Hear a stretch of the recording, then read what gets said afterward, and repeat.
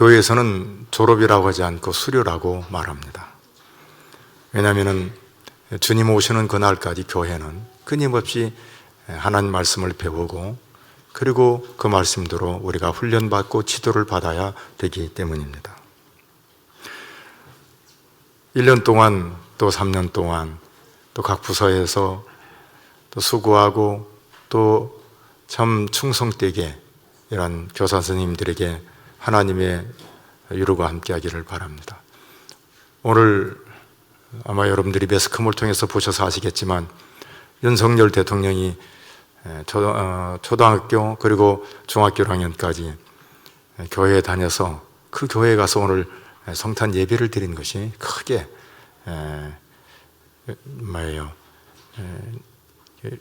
매스컴을 통해서 널리 퍼진 것을 아실 겁니다. 하나님 사랑과 이웃 사랑은 교회에서 배웠다고, 그리고 모든 법은 성경에서 있는 것을 깨달았다고, 그런 고백을 했습니다. 성경은 우리에게 많은 지혜를 주시고 또 인간의 도리를 알게 해 줍니다. 근데 가장 중요한 것은 어려서부터 성경을 배워야 된다는 사실입니다.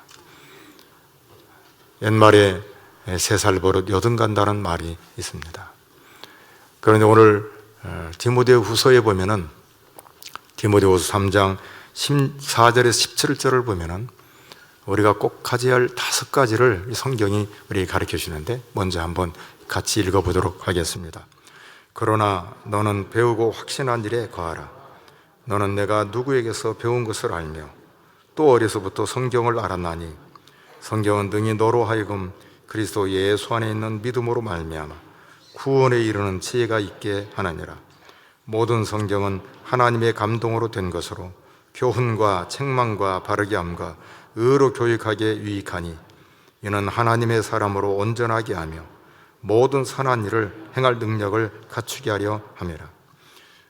여기 보면 첫 번째는 너는 배우고 확신한 일에 거하라, 그렇게 말합니다. 말씀을 배우고 확실한 일에 거하라. 너 왜 예수 믿냐? 물어보면 잘 모르겠는데, 그러면 안 된다는 거예요. 너 왜 교회 다니냐? 그럴 때 확실하게 대답하라. 확실하게 이게 있어야 한다, 이 말입니다. 예수님만이 우리에게 구원을 주신 구원자입니다. 예수 믿어야 천국 갑니다. 이게 확실하게 있어야 되는 거라, 이 말입니다. 재미난 게 뭔지 아세요? 이 자리에 계시는데 같은 이제 직원인데 예수 안 믿으면 너 지옥 가, 그렇게 직설적으로 얘기하는 분이 계셔요, 이 안에. 그리고 전도를 잘해요. 그리고 영향력을 미친다, 이 말입니다. 왜냐하면 예수 안 믿으면 지옥 가지요. 맞아요. 마스크 썼다고 대답 안 하면 안 되죠.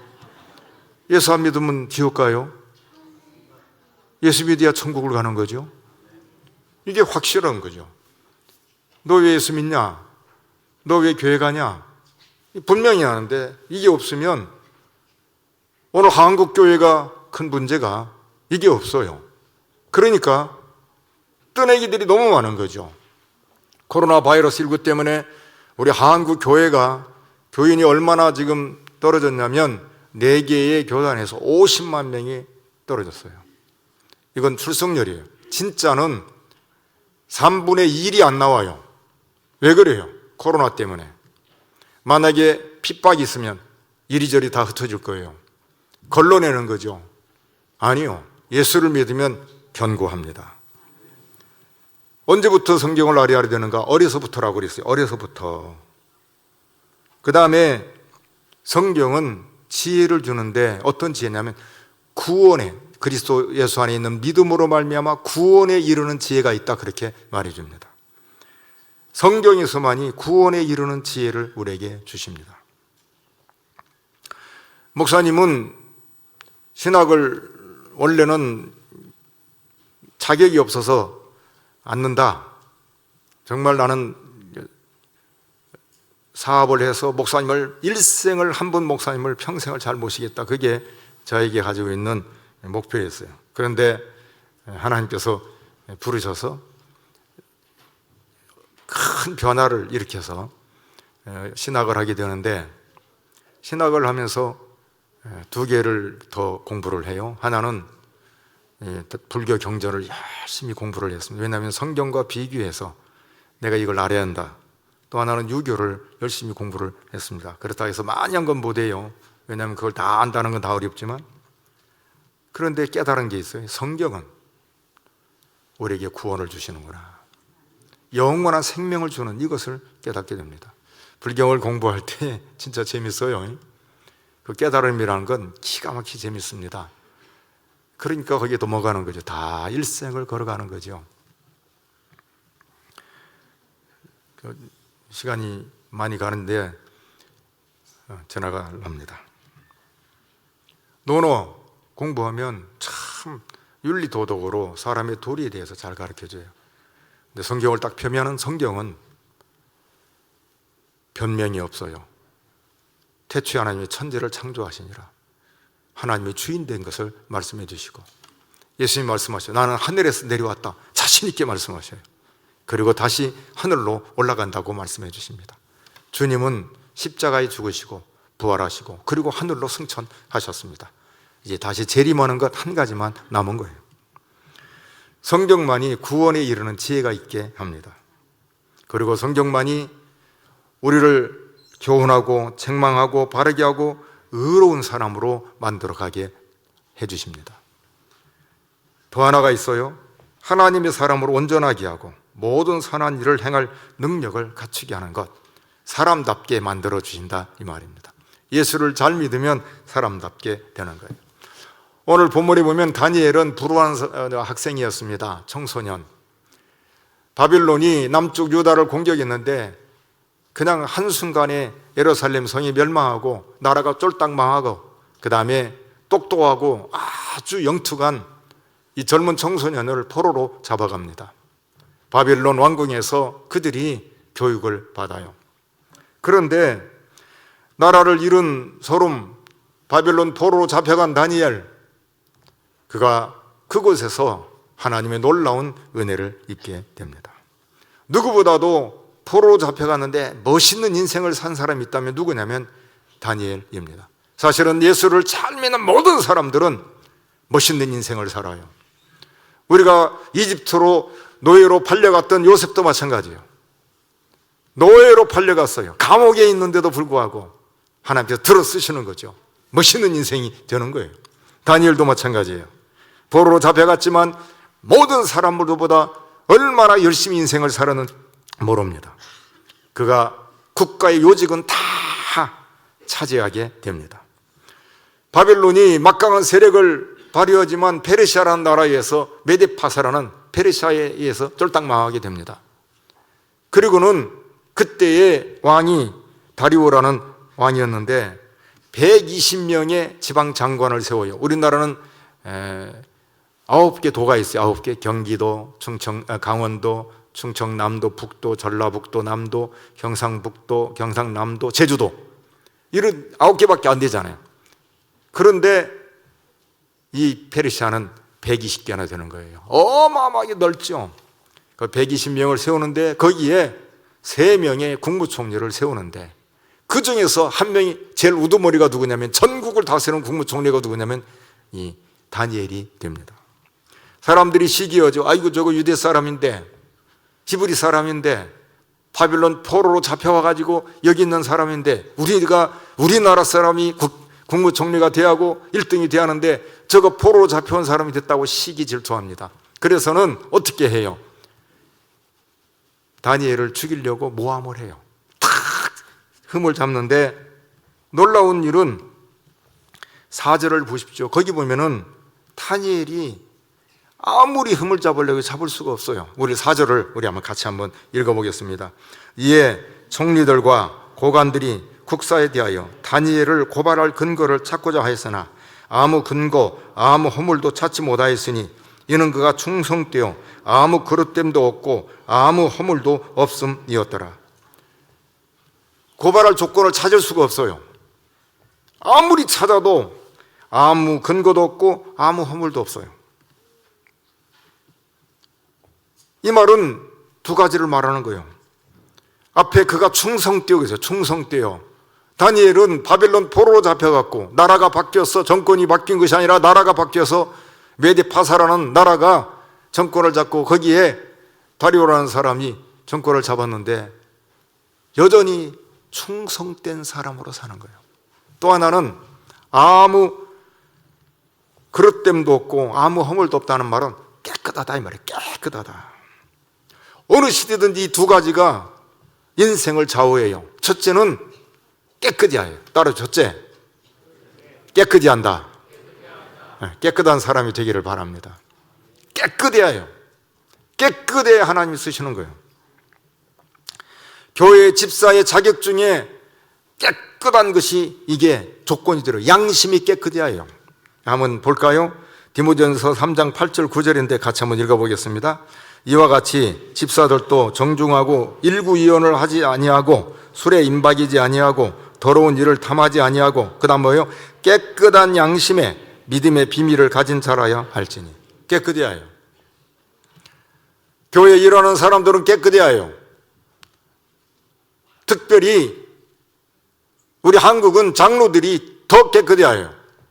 집사가 뭐 집사가 그런가 보다. 장로가 무슨 뭔 장로가 저래 하고 그렇게 훨씬 더 이미지가 더 큰 거예요. 그런데 예수 믿는 사람은 장로 집사할 것 없이 모두가 다 깨끗해야 해요. 우리 한국이 사는 길은 여기에 있어요. 교회가 깨끗해야 하고 예수 믿는 사람들이 깨끗해야 해요. 오늘 여러분 수료하는 여러분들은 일생을 깨끗하게 사십시오. 깨끗해야 하나님이 쓰셔요.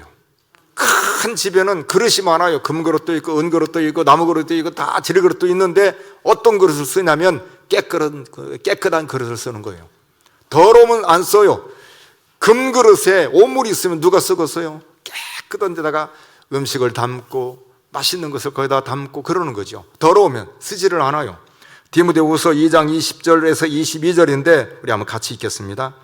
큰 집에는 금그릇과 은그릇뿐 아니라 나무그릇과 질그릇도 있어 귀하게 쓰는 것도 있고 천하게 쓰는 것도 있나니 그러므로 누구든지 이런 것에서 자기를 깨끗하게 하면 귀히 쓰는 그릇이 되어 거룩하고 주인의 쓰심에 합당하며 모든 선한 일에 준비함이 되리라. 또한 너는 청년의 정욕을 피하고 주를 깨끗한 마음으로 부르는 자들과 함께 의와 믿음과 사랑과 화평을 따르라. 아멘. 여기 보면 청년의 정욕을 피하라 그랬어요. 이 말은 청년의 때에 몸을 깨끗하게 해야 해요. 몸을 더럽히면 안 돼요. 일생을 살아가면서 깨끗한 몸을 가져야 되는 겁니다. 친구 따라 흉내 내지도 말고 그리고 이 세상의 풍습을 따라가지도 마시기 바랍니다. 깨끗하게 사는 사람이 하나님 앞에 귀하게 쓰임 받습니다. 오늘 여러분들은 여러분 자신을 정결하게 하고 깨끗하게 하는 그런 사람이 되기를 바랍니다. 두 번째는 충성된 사람입니다. 충성되다는 말은 마음이 변하지 않는다 이 말이에요. 한결같다, 한길을 걸어간다 이렇게 말합니다. 바울 사도가 디모데전서 1장 12절에 보면 이런 고백을 하는데 같이 한번 읽어보겠습니다. 나를 능하게 하신 그리스도 예수 우리 주께 내가 감사함은 그 다음 뭐라고 했어요? 나를 충성되이 여겨 내게 직분을 맡기심이니. 충성되어서 직분을 맡겼다 그렇게 말합니다. 있는 자리에서 충성하지 않으면 큰 불행이에요. 어디 가서 뭐 충성한다 어디가 다 쓸데없는 소리예요. 집에서부터 인정받고 있는 데서 인정을 받아야 되는 거예요. 있는 데서 인정받지 못하면 안 돼요. 내가 있는 자리에서 인정을 받고 충성해야 되는 거라 이 말입니다. 세상은 자꾸 변해요. 변하는 세상을 따라가지를 마시기를 바랍니다. 영원히 변치 않는 진리에 여러분들이 목숨 걸고 살아가기를 바랍니다. 오늘 세계의 어느 나라, 어느 교회보다 한국이 이렇게 잘 사는 나라, 그리고 기독교가 부흥한 이유가 뭔 줄 아세요? 우리의 신앙의 선배들이 자기 자리를 지킨 충성된 우리의 신앙의 선조들 때문이었습니다. 일제시대에 핍박이 오고 박해가 와도 교회를 끝까지 지켰어요. 목사님은 어렸을 때에 돌아가신 지금 목사님이 모셨던 어른들은 다 90이 넘고 100이 넘고 그런 분들이에요. 그런데 목사님은 초등학교 4학년 때 부모님, 어머니 따라서 새벽 기도를 가는 거죠. 이제 다음 주 우리 이제 이번 주 말고 다음 주 이제 경건 새벽 기도를 하죠. 우리 교회 진짜 자랑스러워요. 어디 가서 대한민국에 이런 데가 없어요. 새벽 기도를 일주일 나오는데 90% 이상이 완주하는 교회는 거의 없어요. 우리 교회밖에 없어요. 이건 자랑이죠. 저는 꿈이 있어요. 여러분들이 훌륭하게 잘 믿음으로 자라서 대통령도 되고, 옛날에는 의사분들이 의사 되라고 많이 했는데 요새는 바꿨어요. 대통령도 되고, 아멘을 해야죠. 진짜 훌륭한 대통령이 나오고, 검사도 나오고, 판사도 나오고, 변호사도 나오고, 의사도 나오고, 교수도 나오고, 정말 중요한 건 선교사도 나오고, 목사님도 나왔으면 좋겠어요.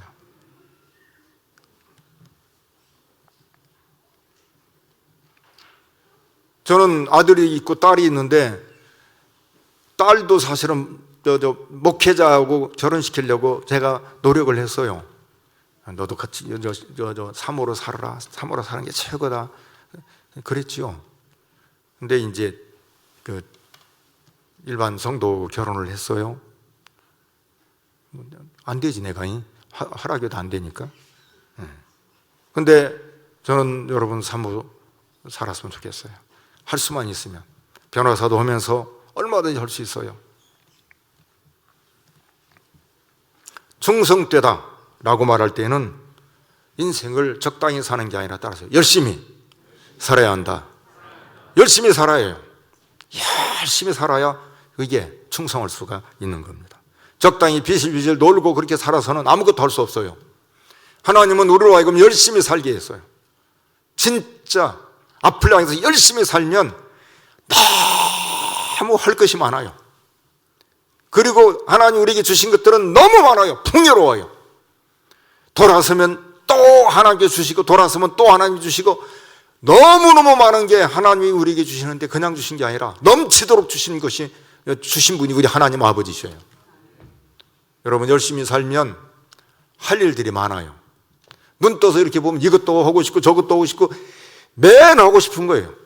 야, 돌아다니고 보면은 맨 하고 싶어요. 맨 하고 싶어요. 29년 전에 목사님 왔을 때 전두시를 낮에도 한번 돌고 밤에도 한번 돌고, 밤에 돌을 때는 상막업지다. 한 바퀴 쫙 흔히 돌아서 어디에요, 그죠? 지금은 번화한 도시가 아니지만 거기 번화한 도시 있잖아요. 거기 어디에요, 거기가? 전두시. 대학로도 가보고, 그 다음에 뭐예요, 거기? 잘 모르겠다. 네. 낮에도 한 바퀴 다 돌고 밤에도 돌아요. 밤에도 도대체 밤에는 전주가 어떻게 될까, 어떤 모습일까 하고 다 돌았어요. 돌아서 밤중에 상막하죠. 그리고 교회마다 다 돌고 리서치해보고, 교육이었구나. 그래서 우리 교회는 교육하는 교회다. 그래서 그 뒤부터 교육 프로그램을 만든 거예요. 그게 29년 전입니다. 그리고 돌아다니 보니까 이 전라도 땅이 너무 좋은 거예요. 김제 가도 황토, 황동 가도 황토, 가는 곳마다 다 황토예요. 황토. 너무 좋아요. 물이 좋아. 산세가 좋고 사람들이 좋아요. 가만히 보니까 다 좋아요. 이걸 내가 도지사 같으면 그냥 그때 당시에, 지금은 없어. 이것도 하고 싶고 저것도 하고 싶고, 다만 공예에 없는 것을 막 유치해가지고 막 이 지역을 확 살리면 얼마나 좋을까. 그때 당시에는 했어요. 그냥 돌아다니면서 혼자. 여러분, 게으른 사람은 일거리가 없어요. 그러나 열심히 사는 사람은 일거리가 많아요. 자꾸 생기고 또 생기고 또 생기고. 열심히 사는 사람의 특징이 뭔지 아세요? 생각이 밝아요. 부정적이지 않고, 그리고 스케일이 적지 않아요. 커요. 그러니까 벌써 시야가 넓고 생각이 넓고 틀이 넓죠. 여러분, 열심히 사시기를 바랍니다. 오늘 저녁에 제가 두 가지를 꼭 말씀드려요. 첫째는 깨끗이 한다. 따라서 깨끗이 한다. 깨끗한 사람. 두 번째는 충성된 사람. 이 두 가지를 잊지 마시기를 바랍니다. 어려서부터 성경을 배워서 이 진리에 우뚝 서서 깨끗하고 충성돼서 하나님께 귀하게 쓰임받는 여러분 모두가 되기를 바랍니다.